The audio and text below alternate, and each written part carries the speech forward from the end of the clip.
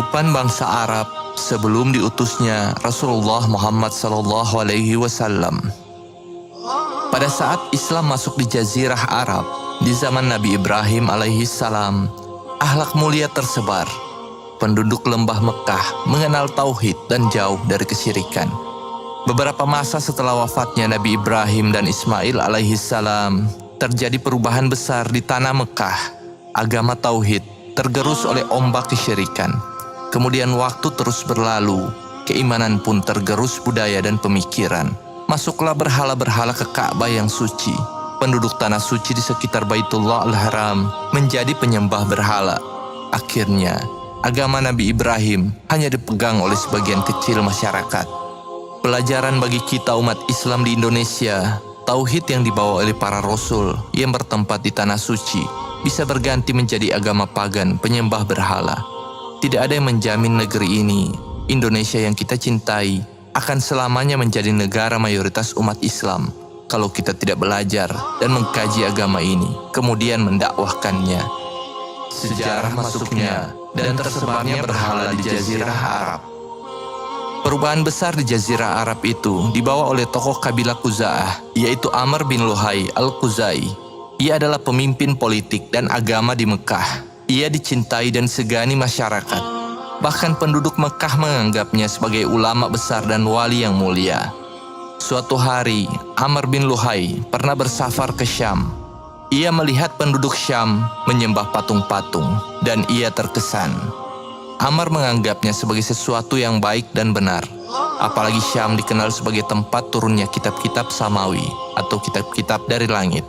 Saat kembali ke Mekah, ia bawa tradisi Syam ini ke tanah haram. Masuklah berhala-berhala Hubal ke Jazirah Arab dan ditempatkan di sisi Ka'bah. Diriwayatkan bahwa Hubal terbuat dari batu akik merah yang berbentuk manusia. Orang-orang Quraisy mendapati tangan kanan Hubal telah hancur, lalu mereka ganti dengan tangan dari emas. Inilah berhala pertama orang-orang musyrik yang paling besar dan paling suci menurut mereka.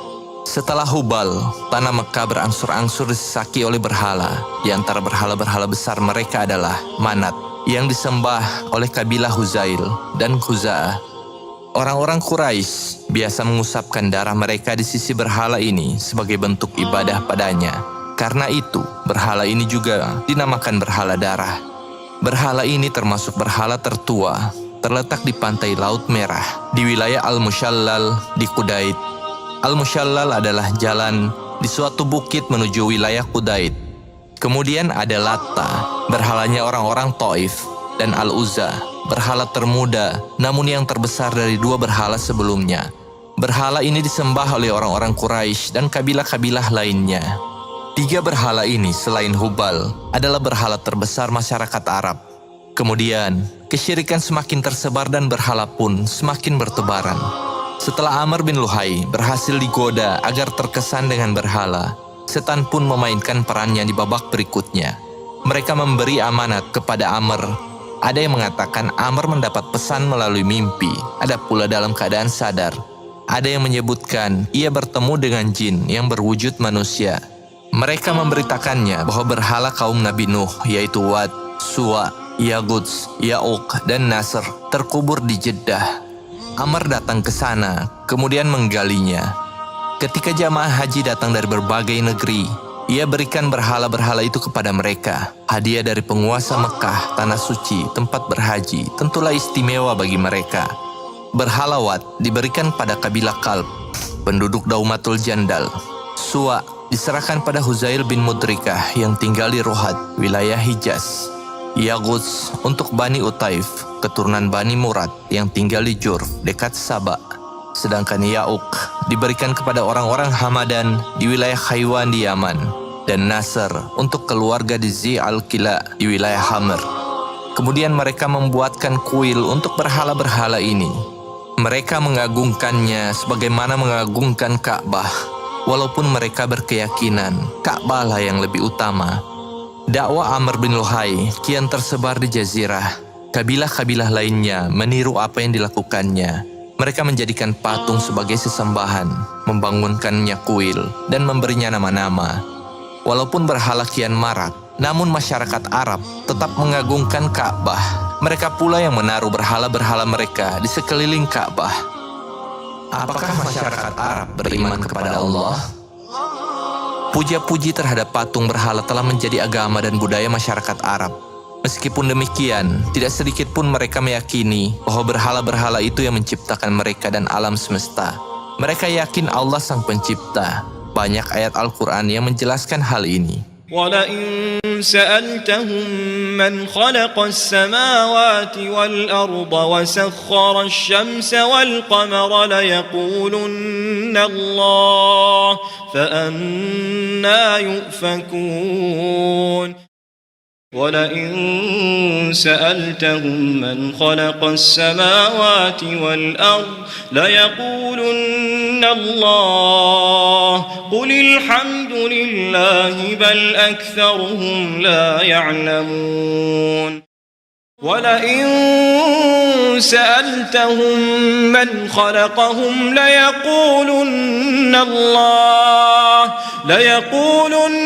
اللَّهُ فَأَنَّىٰ يُؤْفَكُونَ. Namun, setan membisiki bahwa berhala-berhala itulah yang mendekatkan diri mereka kepada Allah. Berhala itu menjadi perantara antara mereka dengan Allah. ألا لله الدين الخالص والذين اتخذوا من دونه أولياء ما نعبدهم إلا ليقربونا إلى الله زلفى إن الله يحكم بينهم فيما هم فيه يختلفون إن الله لا يهدي من هو كاذب كفار. Ayat ini dengan tegas menjelaskan orang-orang Arab jahiliyah beriman kepada Allah Subhanahu wa taala, tapi mereka campuri keimanan itu dengan kesyirikan. Mereka menyembah Allah dan juga menyembah berhala. Dari sini kita dapat memahami bahwa mengagungkan orang-orang soleh secara berlebihan lalu menjadikan mereka perantara dalam beribadah kepada Allah Subhanahu wa taala adalah tradisi masyarakat Arab jahiliyah. Bangsa Arab telah mengenal jin dan setan. Orang-orang Arab jahiliyah telah mengenal jin dan setan. Pada masa itu, setan-setan berkumpul di antara Bukit Safa dan Marwah. Abdullah bin Al-Abbas radhiyallahu anhuma ketika menafsirkan ayat Inna as-safa wal marwata min sya'airillah. Sesungguhnya Safa dan Marwah adalah sebagian dari syiar Allah. Beliau mengatakan, di masa jahiliyah, setan-setan berkumpul di malam hari antara Bukit Safa dan Marwah. Di antara dua bukit itulah terdapat berhala-berhala orang musyrik. Saat Islam datang, kaum muslimin mengatakan, "Wahai Rasulullah, kami tidak mau sa'i antara Safa dan Marwah, karena dulu kami melakukan sesuatu di sana saat jahiliyah." Kemudian Allah Subhanahu wa taala menurunkan firman-Nya, فَمَنْ حَجَّ الْبَيْتَ أَوْ اعْتَمَرَ فَلَا جُنَاحَ عَلَيْهِ أَنْ يَطَّوَّفَ بِهِمَا. Maka barang siapa yang beribadah haji ke Baitullah atau berumroh, maka tidak ada dosa baginya mengerjakan sa'i antara keduanya. Tidak berdosa ibadah di sana berpahala. Ia mengatakan, para sahabat takut kalau mereka teringat dosa-dosa lama. Kemudian Allah menenangkan hati mereka dengan menjelaskan keutamaan beribadah di antara Safa dan Marwah. Orang-orang jahiliyah ini biasa berinteraksi dengan jin, seperti memohon perlindungan kepada mereka, sebagaimana dijelaskan dalam ayat Al-Quran. وَأَنَّهُ كَانَ رِجَالٌ مِّنَ الْإِنسِ يَعُوذُونَ بِرِجَالٍ مِّنَ الْجِنِّ فَزَادُوهُمْ رَهَقًا. Budaya bangsa Arab ini juga memiliki kesamaan dengan kultur lokal Indonesia. Terkadang para orang tua sering mengajarkan anak-anak hal yang salah, yaitu apabila mereka hendak bermain di tempat-tempat sepi untuk mohon izin terlebih dahulu dengan penunggu-penunggu di sana apabila hendak buang air kecil atau besar atau sekedar bermain di sana, bukannya berlindung kepada Allah Subhanahu wa taala. Allah Subhanahu wa taala berfirman, وَجَعَلُوا لِلَّهِ شُرَكَاءَ الْجِنَّ وَخَلَقَهُمْ.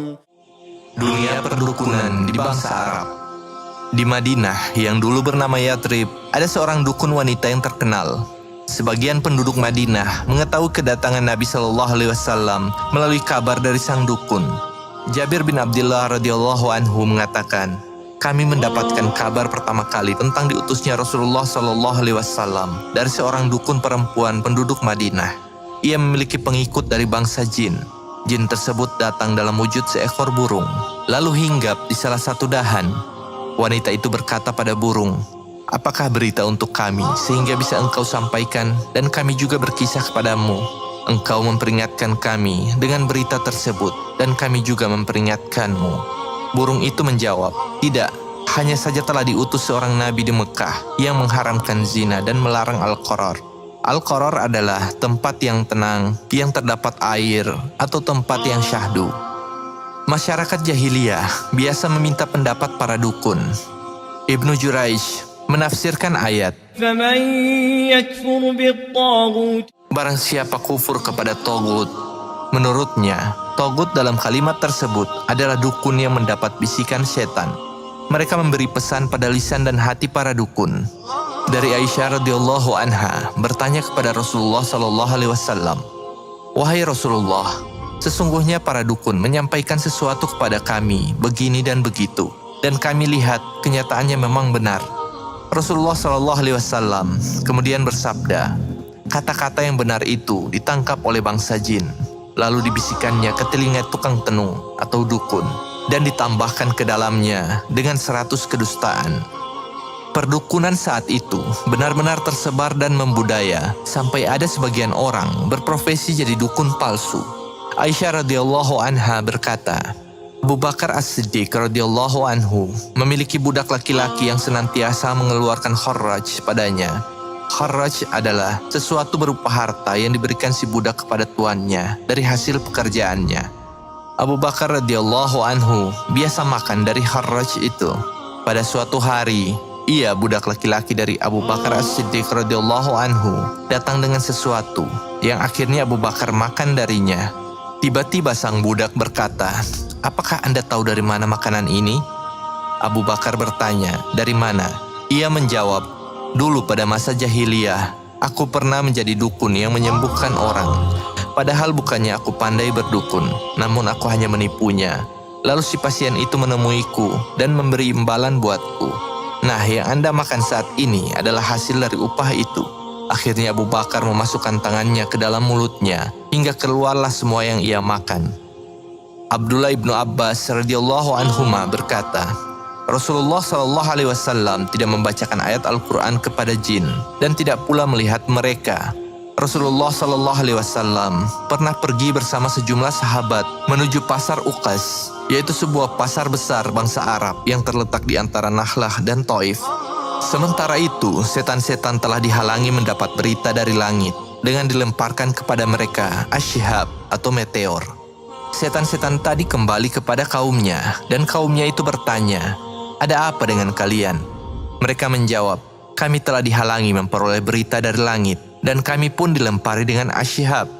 Kaum mereka berkata, tidak ada yang menghalangi kalian memperoleh berita dari langit, kecuali sesuatu telah terjadi. Pergilah kalian ke arah penjuru timur dan barat bumi. Lihatlah apa yang menghalangi kalian memperoleh berita dari langit.